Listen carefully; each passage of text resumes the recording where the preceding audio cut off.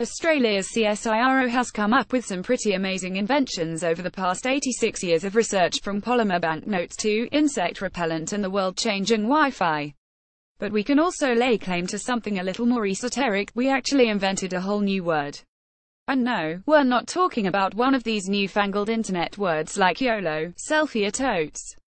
The word is petrichor, and it's used to describe the distinct scent of rain in the air. Or, to be more precise, it's the name of an oil that's released from the earth into the air before rain begins to fall. This heady smell of oncoming wet weather is something most Australians would be familiar with. In fact, some scientists now suggest that humans inherited an affection for the smell from ancestors who relied on rainy weather for their survival. Origins. Even the word itself has ancient origins. It's derived from the Greek petra stone and ichor, which, in Greek mythology, is the ethereal blood of the gods. But the story behind its scientific discovery is a lesser-known tale. So, how is it that we came to find this heavenly blood in the stone? Nature of argillaceous odor might be a mouthful, but this was the name of the paper, published in the Nature Journal of March 7, 1964, by CSIRO scientists Isabel Joybert and Richard Thomas, that first described petrichor. Thomas had for years been trying to identify the cause for what was a long-known and widespread phenomena.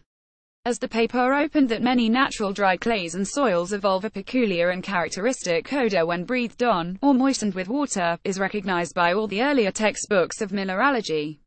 Was it something in the soil that gave rise to the smell? Flick Georgie Sharp, CCBYNC. The odor was particularly prevalent in arid regions and was widely recognized and associated with the first rains after a period of drought.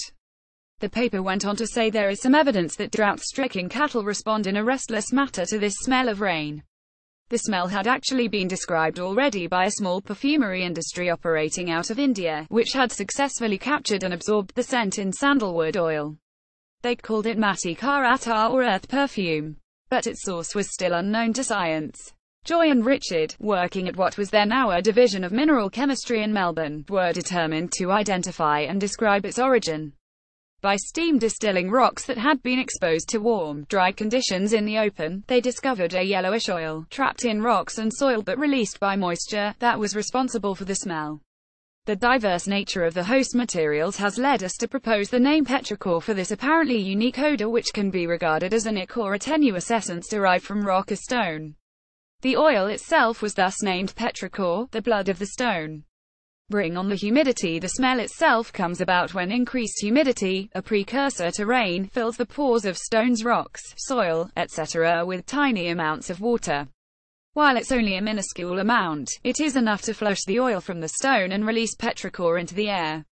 This is further accelerated when actual rain arrives and makes contact with the earth, spreading the scent into the wind. According to the Nature paper, in general, materials in which silica or various metallic silicates predominated were outstanding in their capacity to yield the odor. It was also noted that the odor could be obtained from freshly ignited materials rich in iron oxide, with or without silica. It's a beautiful sequence of events, but one that may be hard to visualize. Thankfully, in a testament to the ongoing scientific fascination with this finding, a team of scientists at the Massachusetts Institute of Technology have just this year released a super slow-motion video of the petrichor process in motion. Using high-speed cameras, the researchers observed that when a raindrop hits a porous surface, it traps tiny air bubbles at the point of contact. As in a glass of champagne, the bubbles then shoot upward, ultimately bursting from the drop in a fizz of aerosols. The team was also able to predict the amount of aerosols released based on the velocity of the raindrop and the permeability of the contact surface, which may explain how certain soil-based diseases spread. Lasting legacy. There's a small body of research and literature on petrichor that's fascinating in its own right, including Thomas and Bear's subsequent paper Petrichor in Plant Growth, a year after they first named the smell. So what happened to Joybert and Richard Thomas? Richard Thomas with Joybert studying petrichor, date unknown. CSIRO author provided Richard had actually retired from CSIRO in 1961 when he was first chief of the Division of Minerals Chemistry. He died in 1974, aged 73. Joy, aged 88, a true innovator and pioneer in her field, retired from CSIRO only in January this year, after a career spanning more than 70 years. The joint discovery of petrichor was just part of a truly remarkable and inspiring career which culminated in 1986, with Joy's appointment as a member of the Order of Australia for services to science.